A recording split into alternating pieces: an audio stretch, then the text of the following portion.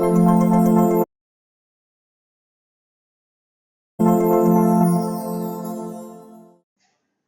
guys, now let's begin with another topic here that is called as drug compendia. So ये पता करने की कोशिश करते हैं कि ड्रग कंपेंडिया का मतलब क्या होता है. Guys, drug compendia, these are nothing but these are collection of comprehensive organized data of drugs. तो कहने का मतलब ये है कि ड्रग के बारे में बहुत सारे डेटा, क्या डेटा है थोड़ी देर में बताऊंगा मैं आपको. सो ड्रग के बारे में बहुत सारे डेटा को अगर हम एक तरीके से ऑर्गेनाइज करते हैं उसको, तो उसे हम ड्रग कंपेंडिया कहते हैं. और these are organized and they are given a face in the form of book. तो इनसे किताबें बनाई जाती हैं. And these books, these are of two types guys. Drug compendia, these are of two types. और इनको बनाता कौन है? It is made by the Indian Pharmacopoeia Commission. Indian Pharmacopoeia Commission which is located in Ghaziabad. तो गाजियाबाद में Indian pharmacopoeia commission है जिसमें दो तरह के ड्रग कंपेंडिया जो कि बुक्स के फॉर्म में होती है वो बनाते हैं. So what are these two types of drug compendia which are formed by the Indian Pharmacopoeia Commission? Number one, guys, the one compendia is called as Indian Pharmacopoeia itself. तो अलग अलग कंट्रीज में होते हैं. यूनाइटेड किंगडम में जो pharmacopoeia है उसे हम कहते हैं ब्रिटिश फार्माकोपिया. इंडिया में Indian pharmacopoeia. Another compendium is called as drug formulary. So guys, these are two types of drug compendia that are made by the Indian Pharmacopoeia Commission. ये है क्या? ये बहुत सिंपल है, आसान लैंग्वेज में समझाऊंगा मैं आपको. देखिए, इंडियन फार्माकोपिया इसको बनाने वाले, these are made by members and those members are mostly pharmacists, right. तो जो फार्मेसी की पढ़ाई करते हैं वो बनाते हैं. these are made by pharmacists mostly, मतलब सारे फार्मासिस्ट नहीं होते पर ज्यादातर मेंबर फार्मासिस्ट होते हैं इसमें, राइट. और इसमें ये जो इंडियन फार्माकोपिया जो किताब है उसमें क्या लिखा रहता है ड्रग के बारे में, उसके बारे में ड्रग का they give you an insight into drug structure. So अलग अलग ड्रग्स का लिस्ट है, अल्फाबेटिकली होगा, उसमें ड्रग का स्ट्रक्चर होगा, ड्रग का स्टोरेज कैसे स्टोर करना है ताकि वो खराब ना हो, how to store those drugs, how to check for drug purity. तो कोई भी ड्रग है कितना प्योर है, यूज करने लायक है कि नहीं, can we use the drug और not. Now those tests are given by Indian pharmacopoeia, this pharmacist. And drug manufacturing standards. तो ये जो चीज़ें हैं इस किताब में, ड्रग कैसा दिखता है, कैसे स्टोर करेंगे, कितना प्योरिटी होना चाहिए, कैसा मैन्युफैक्चर करना चाहिए. अब ध्यान से सोचिए, ये किसके लिए ज़्यादा इंपॉर्टेंट है? वो ड्रग कंपनी जो ड्रग बनाता है उसके लिए इंपॉर्टेंट है, या वो डॉक्टर जो ड्रग को प्रेस्क्राइब करता है उसके लिए इंपॉर्टेंट है? आप खुद सोचिए, दिमाग लगाइए. भाई डॉक्टर को क्या लेना देना इन चीज़ों से? Doctors have nothing to do with these things. So guys, this is primarily for, ये होता किसके लिए? For drug manufacturers. दूसरा, फॉर ड्रग रेगुलेटिंग अथॉरिटीज. मतलब एक कौन है भाई जो ड्रग को बनाते हैं, दूसरा कौन है भाई जो ये चेक करते हैं, ड्रग रेगुलेटिंग अथॉरिटीज, कि वो सही तरीके से ड्रग को बना रहे कि नहीं बना रहे, स्टोर कर रहे कि नहीं कर रहे. उसका मतलब जहां ड्रग आ जाता है, wherever drug comes, is a matter of life and death. Means drugs can kill also patients if it is not of adequate standard, which means there are bound to be legal aspects in Indian pharmacopoeia. तो उसका legal aspect क्या है? देखो, drug manufacturers, they have to follow these standards. They have to follow these standards. और इसको follow करके drug बना रहे हैं कि नहीं बना रहे, उसको चेक कौन करेगा? उसको चेक करेंगे हमारे ड्रग रेगुलेटिंग अथॉरिटीज. और अगर कोई कंपनी ऐसा ड्रग बनाता है जिसको जो प्योर फॉर्म नहीं है, अच्छे से स्टोर नहीं कर रहा, then that company can be prosecuted by the drug regulating authorities. They can also ban that company. तो ये लीगल एस्पेक्ट है. तो ये बना के चलना जरूरी है कि वो सही तरीके से ड्रग बना रहे हैं कि नहीं बना रहे. सो that is what deals with Indian pharmacopoeia. Now let's have a look at the other side of the story. What is drug formulary? Guys, drug formulary is usually made by mostly bye doctors. तो doctors जो बनाएंगे drug formulary, इसमें ज्यादातर information, more information of drug would be regarding the mechanism of action, मतलब कैसे काम करता है, इफेक्ट और यूज क्या है, कौन से डोज में यूज होता है. तो आप खुद सोचो, ये जो इंफॉर्मेशन है, this information is more important for हुम? पीपल हु मेक ड्रग, दो ड्रग मैन्युफैक्चरर्स और डॉक्टर्स?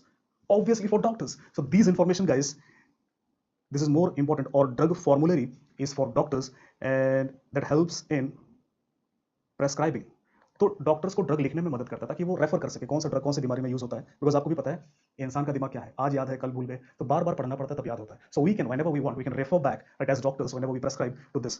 तो ड्रग फॉर्मुलरी और इंडियन फार्माकोपिया, ये दोनों किसके अंदर आते हैं? ये दोनों ड्रग कंपेंडिया के अंदर आते हैं।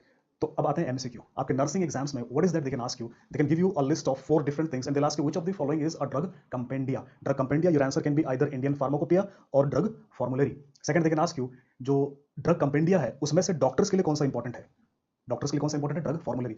और जो ड्रग बनाते हैं उनके लिए कौन सा इंपॉर्टेंट है? Indian pharmacopoeia. So this is something they can ask you guys here, right. Second they can ask you drug compendia है क्या, या फिर आपको ये पूछ सकते हैं कि collection of drugs, collection of data on drugs, उन्हें हम क्या कहते हैं? What do you call collection of data on drugs? Those are called as drug compendia. So these are possible MCQs they can ask you guys, right? Now let's move on to the next topic, and these are called as drug schedules.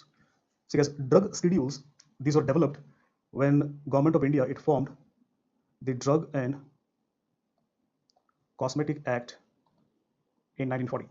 तो drug and cosmetic act 1940 में उन्होंने कई सारे drug schedule बनाए, ABCDEFGHIJ के बहुत सारे हैं, सारे आप याद नहीं रख पाएंगे, सारे आपके एग्जाम्स के लिए जरूरी नहीं है। So all of those are not important. So these drug schedules they are designated alphabetically. So these drug schedules they are designated alphabetically, and alphabetically how they look like and what is the importance of these drug schedules, let us see.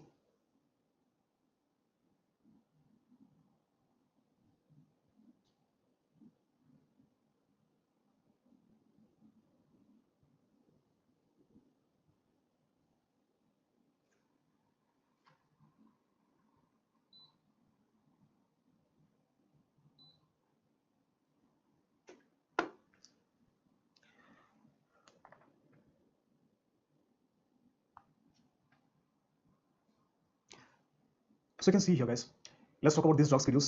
The first drug schedule, तो जो पहला drug schedule मैं discuss करने वाला हूं यहाँ पे, इसे हम कहते हैं शेड्यूल जी। तो शेड्यूल जी के जो ड्रग्स हैं, जैसे कि यहाँ पे metformin, metformin counts under schedule G. So schedule G के जो ड्रग्स हैं उनमें आपको एक तो शेड्यूल जी प्रेस्क्रिप्शन लिखा हुआ मिलेगा, तो यहाँ पे आप देख सकते हैं शेड्यूल जी प्रेस्क्रिप्शन लिखा हुआ है, उसके साथ एक सेंटेंस, एक वाक्य लिखा हुआ मिलेगा, and that is caution, it is dangerous to take this preparation except under medical supervision. So बिना मेडिकल सुपरविजन के इसको लेना आपके सेहत के लिए हानिकारक हो सकता है। तो ये कौन से ड्रग्स हैं? शेड्यूल जी। इसके अलावा और कुछ नहीं लिखा रहता इसमें, राइट। नेक्स्ट एक शेड्यूल एच ड्रग होता है। आपके एग्जाम्स के लिए सबसे जो इंपॉर्टेंट शेड्यूल जिस पे आपको एमसीक्यूज आ सकते हैं वो शेड्यूल एच है।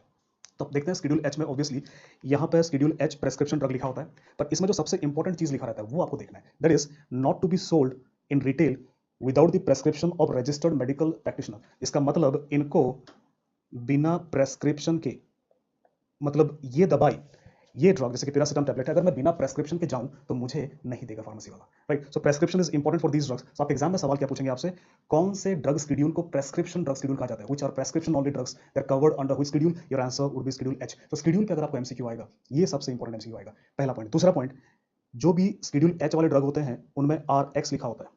क्या लिखा होता है? RX। और कौन से कलर में होता है? ज्यादातर ये ब्लैक कलर में होता है। तो कलर भी इंपॉर्टेंट है, क्योंकि अगर ये कलर चेंज हो गया तो मायने भी चेंज हो जाएंगे। तो schedule H drugs, schedule H drugs के ऊपर क्या लिखा रहता है? RX लिखा रहता है। ये ड्रग्स कौन से वाले होते हैं? These are drugs which can not be bought without prescription of a registered medical practitioner, या डॉक्टर के बिना प्रेस्क्रिप्शन के शेड्यूल एच ड्रग नहीं मिलेंगे। तो ये दो सवाल आपके एग्जाम में आ सकते हैं।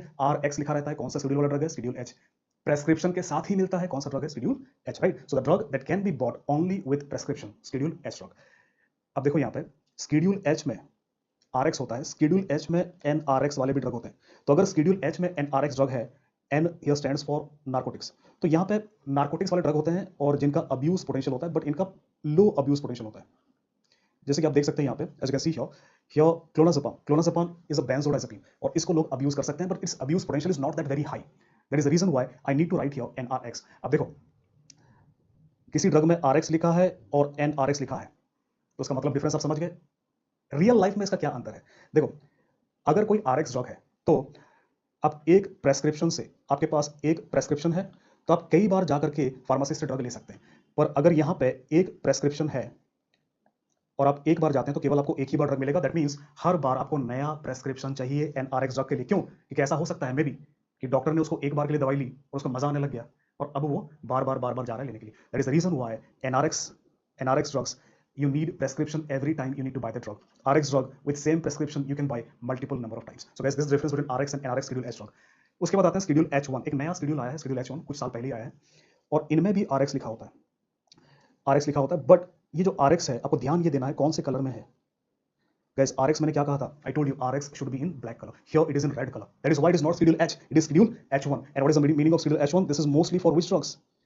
Antibiotics. So antibiotics के लिए अलग से RX क्यों बनाया गया है? Because आपको पता है सेफिक्सिन क्या है? एंटीबायोटिक है, सिफालोस्पोरिन है. Because to prevent abuse. Abuse, क्योंकि अगर आप बार बार एंटीबायोटिक्स को लेंगे, अब्यूज करेंगे तो उससे क्या होता है?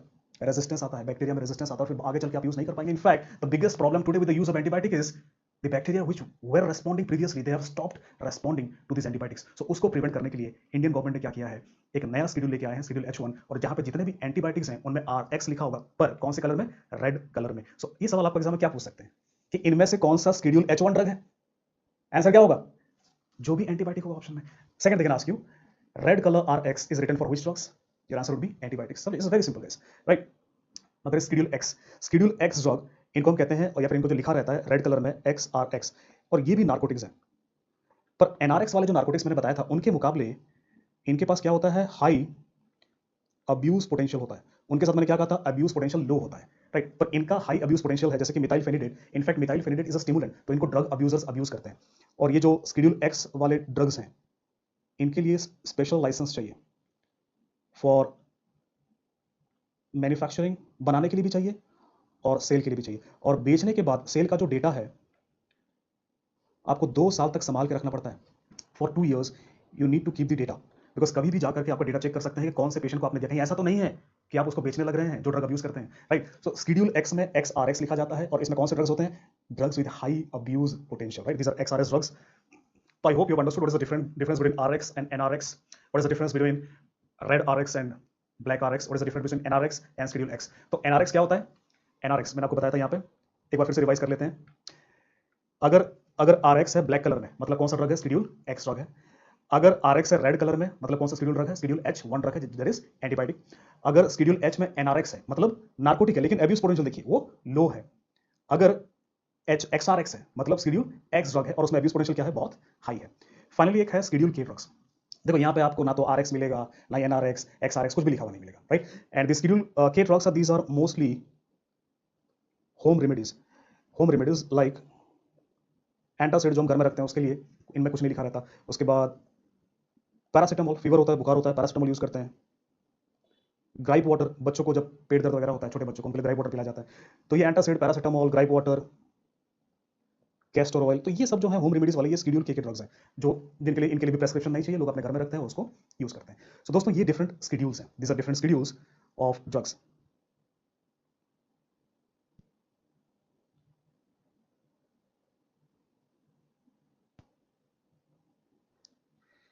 तो ड्रग शेड्यूल्स के बाद एक और टॉपिक देखते हैं अब हम, and the topic is drug dosages forms. So कौन कौन से ड्रग के डोजेज फॉर्म होते हैं? ये बहुत सिंपल है समझाने के लिए. I will give you just an example. See here, suppose if I look at a drug, let me look at a drug. तो ये ड्रग किन किन चीजों से बनता है? What are the constituents of a drug? See guys, if I take a drug, number 1, first constituent would be an active ingredient. Active ingredient का मतलब क्या होता है? ये असल में आपका ड्रग मॉलिक्यूल होता है. ये वो पार्ट होता है ड्रग का जो असल में इफेक्ट बनाता है, तो उसे कहते हैं active ingredient, right? Second, active ingredient के अलावा एक होता है एक्सिपिएंट. एक्सिपिएंट क्या होता है? ये होता है इनएक्टिव इंग्रेडिएंट, और इसको हम क्यों यूज करते हैं? टू फॉर्म बल्क, मतलब उसका साइज बड़ा करने के लिए ड्रग. अब ड्रग मॉलिक्यूल में देखूं तो अगर कोई ड्रग मॉलिक्यूल बहुत ही छोटे मॉलिक्यूल्स हैं, और इतना छोटा मॉलिक्यूल आपको आंखों से दिखेगा भी नहीं, तो खाओगे कैसे? तो उन छोटे मॉलिक्यूल्स को हम मिला करके, इनएक्टिव इंग्रेडिएंट्स कोई पाउडर के साथ मिला करके उसको बड़ा करते हैं ताकि वो एक टैबलेट के शेप में आ जाए या कैप्सूल के शेप में आ जाए, तो वो इनएक्टिव इंग्रेडिएंट हो गया. तीसरा एक चीज जो ड्रग के साथ मिलाया जाता है, these are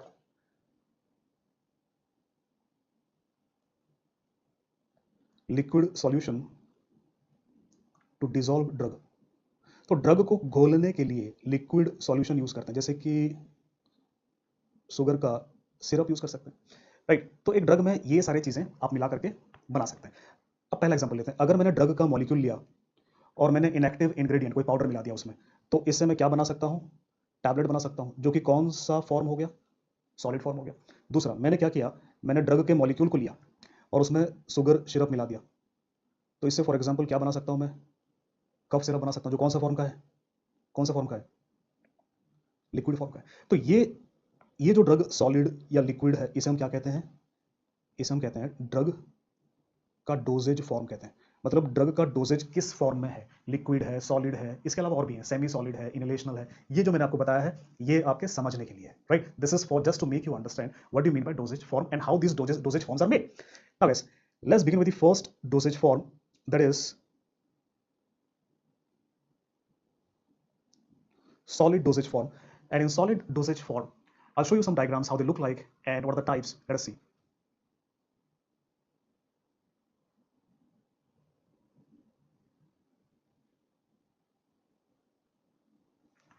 So guys, the first solid dosage form here, as you can see, I've written here, it is tablet. So tablet, it can be either discoid or oblong shape. तो एक disc की तरह दिखता है या ऑब्लोंग की तरह दिखता है, ये दो शेप आप देख सकते हैं। तो खैर ये तो बस थियोरेटिकल बातें हैं, टैबलेट्स आपने देखे होंगे कैसे दिखते हैं। अब जो टैबलेट्स हैं, इनके टाइप्स कौन से हैं? What are the different types of tablets? देखो, one type of tablet is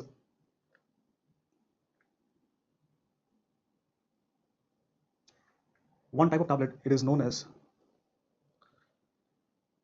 chewable tablet.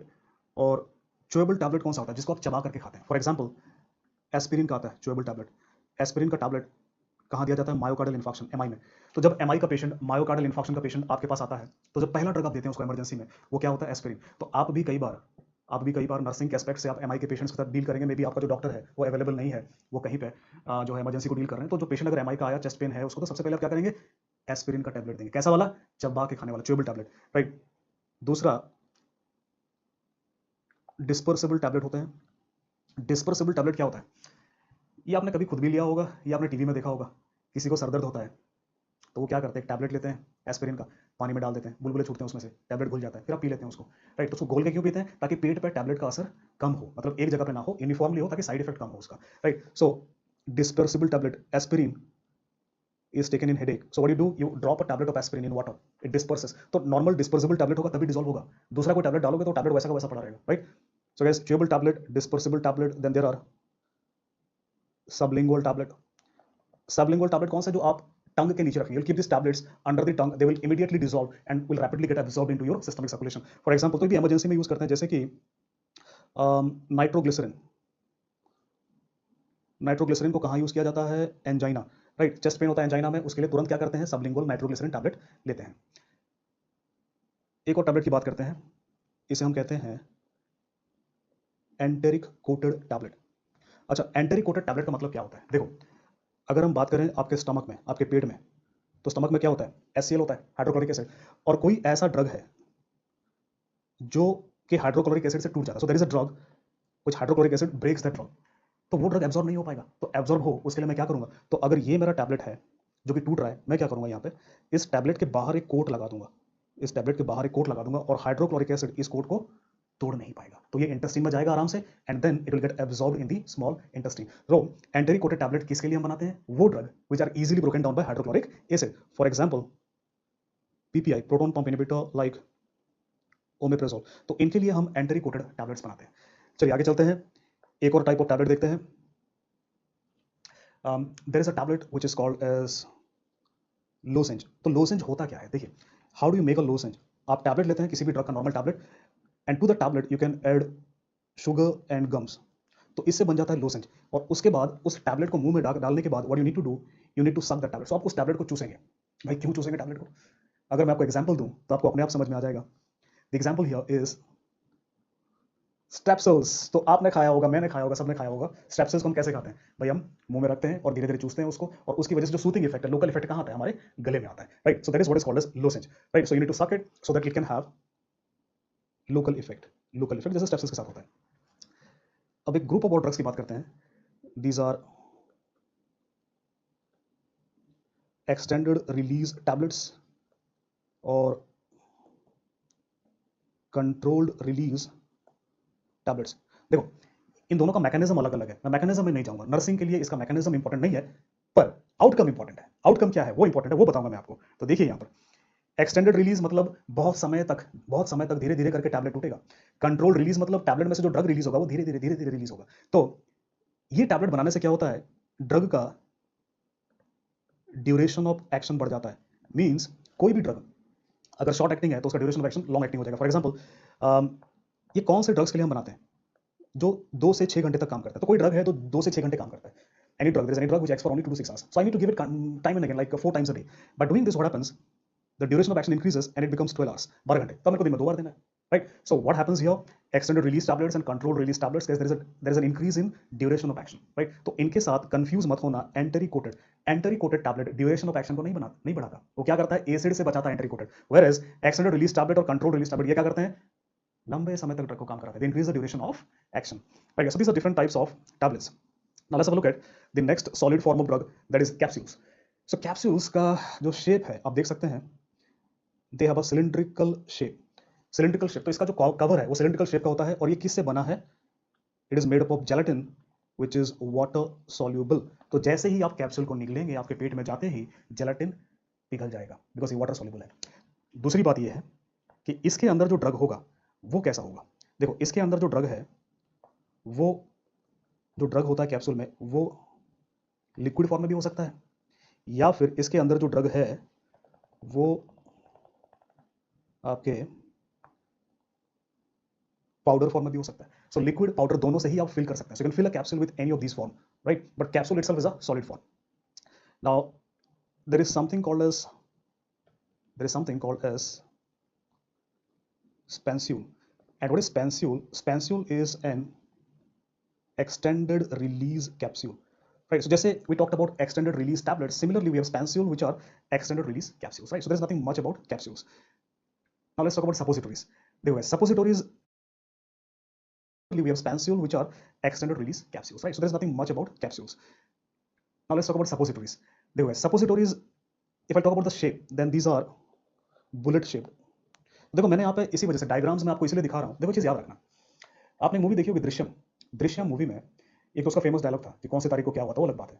दूसरा फेमस डायलॉग आप याद करो कि अजय देवगन ने कहा था कि जो चीज हम देखते हैं वो हम भूलते नहीं, right? So whatever we see we never forget. That is why I am giving you diagram so that suppositories कई बार आपने देखा कैसा दिख रहा है, गोली की तरह दिख रहा है, बुलेट शेप, तो आप कभी भूलोगे नहीं, राइट? और ये जो सपोजिटरीज हैं जो बुलेट शेप्ड हैं इनको कहाँ यूज किया जाता है? The suppositories, these are drugs which are introduced into the anal canal.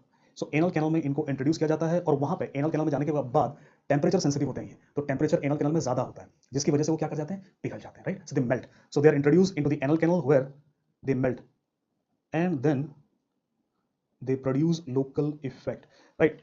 तो एग्जांपल लिख दूंगा मैं आपको, जैसे कि ग्लिसरीन सपोजिटरीज कहाँ यूज करेंगे, कॉन्स्टिपेशन में। सो कॉन्स्टिपेशन में ग्लिसरीन सपोजिटरी हम इंट्रोड्यूस करेंगे तो बच्चों में बहुत कॉमनली यूज किया जाता है, छोटे बच्चों में, राइट? तो उनके लिए हम यूज करेंगे। तो सपोजिटरीज आपके एग्जाम में क्या सवाल पूछ सकते हैं कि इनमें से कौन से ड्रग डोजेज फॉर्म को एनल रूट से दिया जाता है, which dosage form of drug is given by anal route, your answer would be suppositories, right? या फिर आपको इमेज बेस्ड क्वेश्चन पूछा जा सकता है, because you know guys image based questions जो हमारे डॉक्टर्स का एग्जाम होता है, मेडिकल पीजी का एग्जाम होता है, उसमें बहुत कॉमनली पूछा जाता है आज की डेट में। तो आपके नर्सिंग एग्जाम में भी आने वाले समय में image based questions, video based questions पूछे जाएंगे, राइट? नेक्स्ट, ये आपके गायनी से रिलेटेड है, पेसेरिस, तो आपके गायनी वाले मैडम भी इसको कवर करेंगे आई होप। एंड पेसेरिस, इनका जो शेप होता है ज्यादातर ओवेल होता है, हालांकि यहाँ पे जो डायग्राम है वो डोनट शेप का है, डोनट जो आप खाते हैं उसी शेप का होता है डोनट, आप देख सकते हैं, राइट? तो इनका जो रूट है इनको दिया किस रूट से जाता है, वेजाइनल रूट से दिया जाता है, राइट? सो वेजाइनल रूट से दिया जाता है, देख सकते हैं यहाँ पे, इनफैक्ट डायग्राम भी मैंने आपको दिखाया ताकि आपको याद रह जाए। सो वेजाइनल रूट से दिया जाता है so that they can produce local effect. For example अगर अपने को एंटीबायोटिक देना है तो हम एंटीबायोटिक का पेसरीज दे सकते हैं। तो इससे होता क्या भाई, एक तो लोकली अगर ड्रग दे रहा हूं तो इफेक्ट ज्यादा आएगा और साइड इफेक्ट कम होगा सिस्टमिक रूट से। तो पेसरीज पे आपको सवाल यही पूछ सकते हैं कि इंट्रावेजाइनल रूट से जो ड्रग दिया जाता है उसे हम क्या कहते हैं, intravaginal route drugs are given, they are called as pessaries. तो आपने देखा कि मैंने आपको different types of solid dosage form बताया, tablet, capsules, right? All kinds of solid dosage form.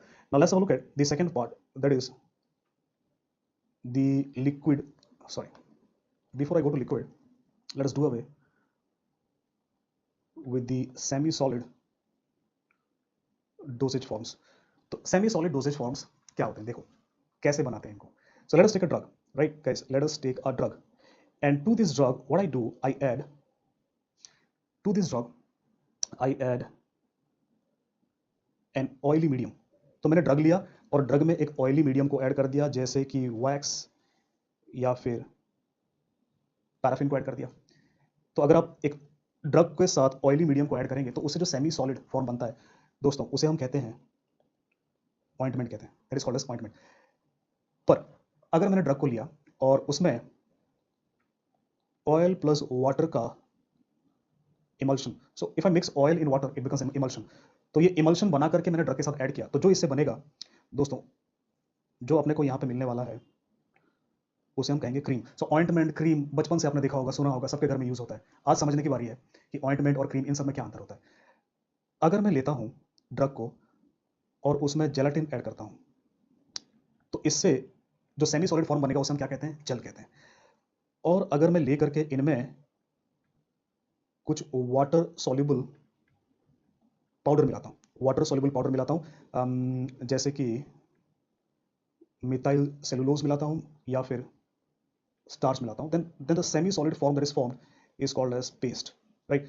सो आप देख सकते हैं यहाँ पे मैंने क्या दर्शाया आपको, ointment, cream, gel, paste. This are 4 types of semi solid. कैसे बनता है, लेट्स सी। ड्रग लिया मैंने, ड्रग में क्या डाला मैंने, वैक्स डाला, पैराफिन डाला, क्या ऑयली वाला डाला, तो क्या होगा, ऑइंटमेंट बन गया। अगर मैंने ऑयल प्लस वाटर दोनों मिलाया इमल्शन का बना के, तो क्या बना, क्रीम। तो इनमें से ज्यादा चिपचिपा कौन सा होगा, ऑइंटमेंट। ऑइंटमेंट ज्यादा चिपचिपा होता है बिकॉज सिर्फ ऑयली होता है। क्रीम चिपचिपा होता है पर ऑइंटमेंट से कम होता है क्योंकि उसमें वाटर बेस्ड भी होता है। कौन बिल्कुल चिपचिपा नहीं होता, जेल। जेल आपने देखा होगा बिल्कुल चिपचिपा नहीं होता, पानी की तरह होता है। क्यों, क्योंकि उसमें क्या है, वाटर सॉल्युबल जेलेटिन है। वेरएज मिथाइल्स वाटर सॉल्युबल पाउडर, जो पेस्ट बनाते हैं हम, पेस्ट बहुत लेस कॉमनली यूज होता है। अच्छा, बात करते हैं इनका यूज क्या है, कहाँ यूज होंगे। देखो ऑइंटमेंट, क्रीम, जेल, इनको एक तो आप स्किन में लगाते हैं, दूसरा म्यूकस मेम्ब्रेन में लगाते हैं। तो ये जाहिर सी बात है, ये मुझे बताने की भी जरूरत नहीं है, I guess I don't need even to tell you this that this ointment, cream, gel, paste, they are applied on the skin और on the mucous membrane. Mucous membrane कहाँ पे, ओरल कैविटी में, आंख में, आई में, in the eye, ear cavity में, nasal cavity में, vagina में, right. So that is we can apply this. So what is the basic difference between these drugs, see guys.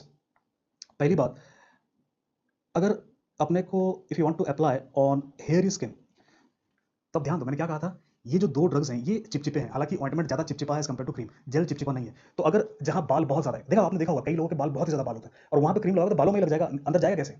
तो वहां पे क्या लगाएंगे हम, जेल लगाएंगे, ताकि वाटर सॉल्युबल है तो वो अंदर चला जाएगा, ड्रिप कर जाएगा, राइट। तो हेयर स्किन में इनको लगाएंगे, बाकी इनको हेयर स्किन में नहीं लगाएंगे, हेयर स्किन में नहीं लगाएंगे, राइट। सो हेयर स्किन में इनको लगाएंगे। दूसरा, तो मतलब इनको कहाँ लगाएंगे, नॉन नॉन हेयर स्किन में इन दोनों को लगाएंगे, ठीक है, हेयर स्किन में नहीं लगाएंगे। दूसरा, अगर ऊजिंग सरफेस है तो ऊजिंग सरफेस में हम यूजुअली पेस्ट लगाते हैं, इनको हम नॉन ऊजिंग सरफेस पे लगाते हैं। ऊजिंग मतलब क्या हो रहा है, स्किन में कहीं पे घाव है, वहां से पस निकल रहा है, पानी निकल रहा है, तो वहां पे अगर मैं ऑइंटमेंट या क्रीम लगाऊंगा, if I apply ointment, cream, they will not allow the water to get evaporated. आपको पता है अगर पानी और पस बाहर नहीं निकलेगा तो ठीक नहीं होगा। तो पेस्ट ये काम नहीं करता, वो उसको ढकता नहीं, it allows the water to get evaporated because वो वाटर सॉल्युबल क्या करता है, वो एब्जॉर्ब कर लेता है वाटर को। ये जो पेस्ट है ये एब्जॉर्ब कर लेता है वाटर को और वाटर को इवापोरेट कर देता है, तो पेस्ट हम यूज करेंगे। दूसरा, जेल, और ये सब म्यूकस मेम्ब्रेन में यूज होंगे, पर ओरल अल्सर में जेल को प्रीफर किया जाता है। व्हाई, बिकॉज हमारे मुंह में हमेशा क्या होता है, पानी होता है, सलाइवा होता है, और उस सलाइवा में इफ आई गिव ऑइंटमेंट और क्रीम, पेस्ट तो आप लगा ही नहीं सकते, अजीब सा लगेगा आपको। ऑइंटमेंट, क्रीम अगर आप लगाएंगे तो वो ज्यादा देर तक टिकेगा नहीं। वाटर सॉल्युबल कौन है, जेल है, तो जेल ओरल अल्सर में ज्यादा देर तक टिकता है, राइट। सो ओरल अल्सर में कभी आप देखा होगा डॉक्टर ने प्रेस्क्राइब अगर करेंगे तो आप देखेंगे, मे बी आप लोगों से कुछ लोगों ने लिया भी होगा, तो जेल प्रेस्क्राइब करते हैं, एनाल्जेसिक जेल, जिससे दर्द ना हो खाना खाते समय, राइट। तो ये कहानी है ऑइंटमेंट, क्रीम, जेल और पेस्ट की, और ये कौन से हैं, semi solid dosage form. Now guys, अब बात करते हैं तीसरा, या हमारा लिक्विड फॉर्म का, liquid dosage form of drugs, right. अब यहां पर भी मैं आपको थोड़ा सा समझाऊंगा। पहले देखिए, लिक्विड डोसेज फॉर्म कैसे बनाया जाता है। मैंने क्या किया, ड्रग को लिया, ड्रग मतलब दैट एक्टिव इंग्रेडिएंट जो मैं कहते आया हूं बार बार, तो मैंने एक्टिव इंग्रेडिएंट को लिया, मैंने ड्रग को लिया, और ड्रग में मैं 3 चीजें मिला सकता हूं यहां पे। तो देखो, सबसे पहले मैंने क्या किया, ड्रग में क्या ऐड करने वाले हैं, है कि नहीं। तो मैंने ड्रग में क्या ऐड किया, मैंने सिर्फ वाटर ऐड किया। तो अगर सिर्फ वाटर ऐड करेंगे ड्रग के साथ तो क्या कहते हैं उसको, एक्वस सोल्यूशन कहते हैं, एक्वस मतलब वाटरी। अगर मैंने वाटर प्लस ऑयल दोनों ऐड किया, तो मैं पहले ही बता चुका हूं आपको क्या कहते हैं इसको, इसको एमल्शन कहते हैं, राइट। और अगर यहां पे हमने, हमारा जो ड्रग है अगर वाटर सॉल्युबल है, if my drug is water soluble I will add water, but if my drug is not water soluble I will add alcohol, and along with alcohol we also add sugar syrup. तो इन्हें हम कहते हैं elixir कहते हैं, क्या कहते हैं, एलिक्सिर। तो पहला बेसिक समझ लो, लिक्विड डोजेज फॉर्म कैसे बनाते हैं। एक्टिव इंग्रेडिएंट को लेते हैं, पानी मिला दिया, एक्वा सॉल्यूशन बन गया। पानी और तेल दोनों मिला दिया, क्या बन गया, इमल्शन बन गया। अगर ड्रग पानी में सॉल्युबल नहीं है तो अल्कोहल मिला दिया प्लस शुगर सिरप डाल दिया, क्या कहेंगे, एलिक्सिर कहेंगे। अब एग्जांपल्स देख लो। For example vitamin B complex syrup, इसी प्रकार विटामिन बी कॉम्प्लेक्स एलिक्सिर भी आता है। तो देखो विटामिन बी कॉम्प्लेक्स का सिरप भी आता है, एलिक्सिर भी आता है। हालांकि आज की डेट पे ये जो फॉर्म है इट इज नॉट प्रीफर्ड, इसको वाइडली यूज नहीं किया जाता। एक्वा सॉल्यूशन वालों को ज्यादा यूज किया जाता है बिकॉज इसमें अल्कोहल होता है, right. Is not much preferred now it is. So vitamin B complex syrup, cough syrup, तो ये जो सिरप से आजकल जो यूज होते हैं ये एक्वा सॉल्यूशन वाले हैं। इमल्शन कौन सा होगा, तो देखो यहां पे आपने ड्रग लिया, कैस्टर ऑयल लिया, पानी लिया, so we mix the drug with castor oil and water, it is called as castor oil emulsion. तो पर यहां पे एक चीज आपको ध्यान रखना होगा, जब भी आप इमल्शन यूज करेंगे you have to shake it before use. So castor oil emulsion में जो ड्रग होता है वो क्या होता है, बैठ जाते हैं नीचे। तो आपने देखा होगा ना कई बार अपने को हिलाना पड़ता है, सेडिमेंट बैठ जाता है, तो उसके लिए हम यूज करते हैं। ऑलराइट, सो देखते हैं फिर से एक बार।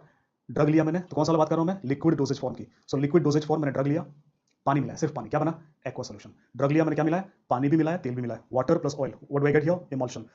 If I mix alcohol plus cough syrup, sugar syrup, what do we get here? Elixir. So these are three forms, guys. तो यहाँ पे MCQs आपके एग्जाम में ये पूछ सकते हैं क्वेश्चन। इमल्शन क्या होता है, water plus oil plus drug, right. Aqua solution क्या होता है, ड्रग प्लस वाटर। एलिक्सिर क्या होता है, drug plus alcohol plus sugar syrup, as simple as that, guys, right. तो यहाँ पे जो कहानी है लिक्विड डोजेज फॉर्म की, इतने में खत्म नहीं होती, कुछ और चीजें हैं।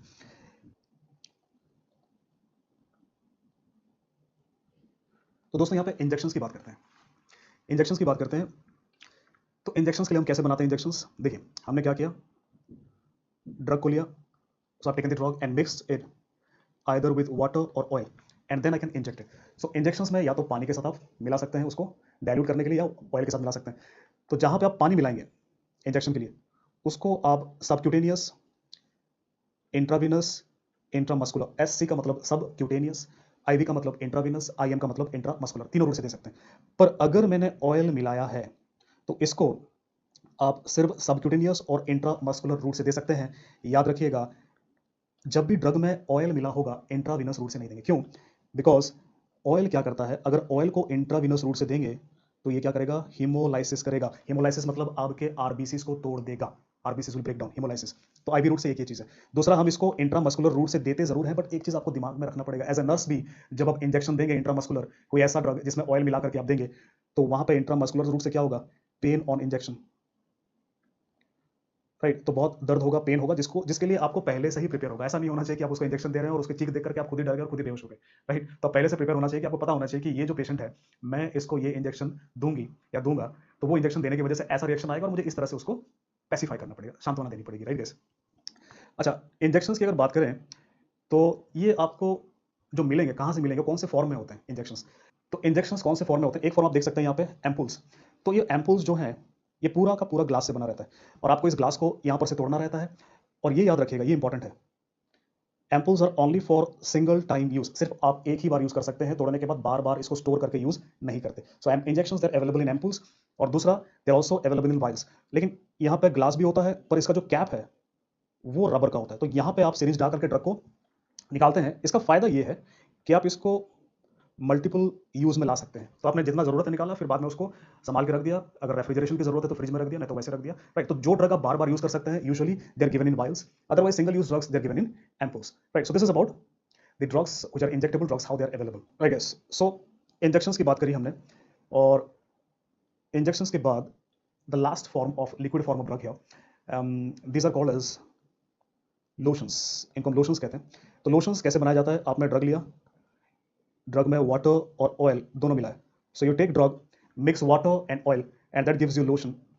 Lotion, these are usually used for applying on huge surface, plus they're also good on hair skin। तो जेल की तरह ये भी आप हेयर स्किन पे लगा सकते हैं। पर लोशन का क्या फायदा है as compare to ointment, cream और जेल। देखो ऑइंटमेंट या क्रीम या जेल आप एक छोटे से एरिया में लगा सकते हैं, पर सपोज कोई बीमारी है आपको जिसमें आपको पूरे स्किन में, पूरे बॉडी में लगाना है, तो भाई कितना ट्यूब लगाओगे, है कि नहीं? तो लोशन लगाना आसान रहेगा। सो जैसे कि सनस्क्रीन लोशन लगाते हैं आप, सी बीच पे आप कभी गए होंगे, तो यूजुअली हम तो सी बीच पे जो हम ऑलरेडी काले पीले हैं तो और कितना काला होंगे, पर जो गोरे हैं, अंग्रेज हैं, वो सी बीच पे जाते हैं काले होने के लिए, तो और वो जो क्रीम लगाते हैं, जैसे हम गोरे होने के लिए कौन सा क्रीम लगाते हैं, फेयर एंड लवली, काला होने के लिए कौन सा क्रीम लगाते हैं, ब्लैक एंड अगली, तो वो जो लोशन ब्लैक एंड अगली लोशन वो लगा करके दिन भर सी बीच पे लेटे रहते हैं, तो लोशन लगाने में आसानी होती है, राइट?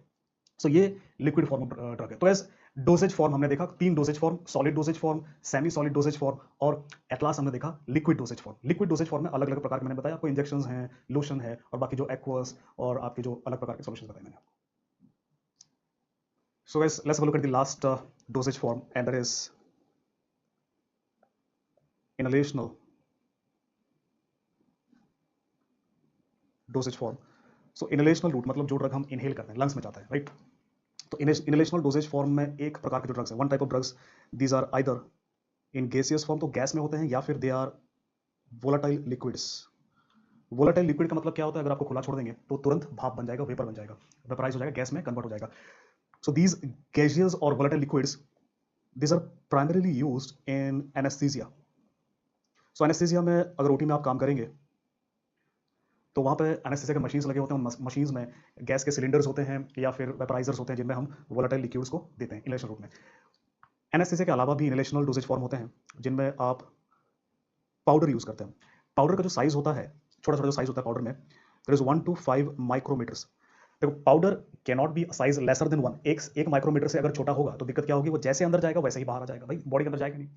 अगर बड़ा हो गया 5 माइक्रोमीटर तो वो क्या करेगा, आपके ओरल कैविटी में ही जाके चिपक जाएगा, ओरोफेरिंजियल कैविटी में, अंदर ही नहीं जाएगा लंग्स में। पर 1 से 5 के बीच में जब होता है तो लंग्स में जाता भी है और जा करके आपके ब्रोंकाई में उसके अंदर फंस जाता है, चिपक जाता है और फिर बॉडी में एब्जॉर्ब होता है, राइट? सो पाउडर आप यूज कर सकते हैं या फिर आप लिक्विड भी यूज कर सकते हैं। So guys we can use either powder और liquid for treatment of different disorders by और with help of some apparatus। तो कुछ मशीन्स apparatus यूज करके ये जो पाउडर या लिक्विड ड्रग्स को हम ले सकते हैं। अब वो कौन से apparatus हैं उनकी इमेजेस में दिखाऊंगा आपको और समझाने की कोशिश करूंगा कि हम कैसे इन ड्रग्स को लेते हैं by inhalational route, how we take these drugs.